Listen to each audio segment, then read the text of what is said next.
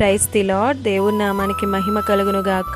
ఈరోజు దేవుని వాగ్దానము, మారు మనసుకు తగిన ఫలము ఫలించుడి. మత్తయి సువార్త 3వ అధ్యాయం 7వ వచనము.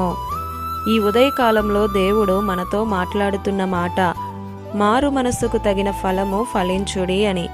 పాపము చేయకూడదు అని మారు మనసు పొంది రక్షించబడిన తరువాత ఆత్మ చెప్పినవన్నీ మన క్రియలలో చూపించాలి.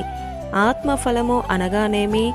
ప్రేమ, సంతోషము, సమాధానము, దీర్ఘశాంతము, దయాలత్వము, మంచితనము, విశ్వాసము, సాత్వికము, ఆశా నిగ్రహము.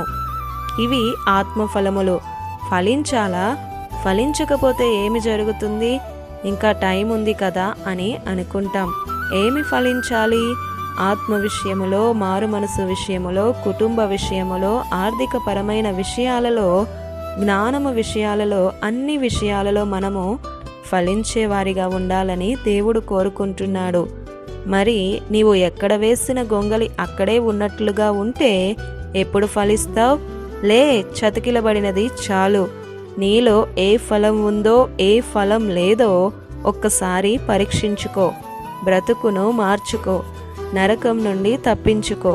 ఇప్పుడే ఈ క్షణమే గొడ్డలి చెట్ల వేరున ఉంచబడి ఉన్నది గనుక మంచి ఫలము ఫలించని ప్రతి చెట్టును నరకబడి అగ్నిలో వేయబడునని వాక్యం చెప్తుంది.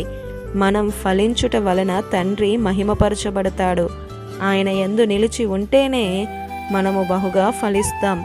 ఆయనకు వేరుగా ఉండి ఏమీ చేయలేం. దేవుడు కోరుకునే ఫలం నీలో ఉందా?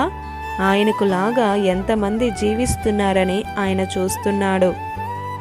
ప్రియ సహోదరుడా, సహోదరి, దేవుడు ఒక చెట్టు దగ్గరికి ఆకలితో వెళ్ళాడు. రేపు ఆకలితో ఆయన నీ దగ్గరకు రాబోతున్నాడు. ఆ చెట్టు దగ్గర ఒక్క ఫలము కూడా లేదు.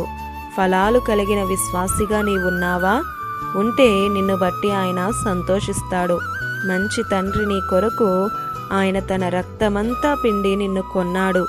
ఏ లోటు నీ జీవితంలో కనపడకూడదని ఆయన చూస్తున్నాడు. ఆలోచించు.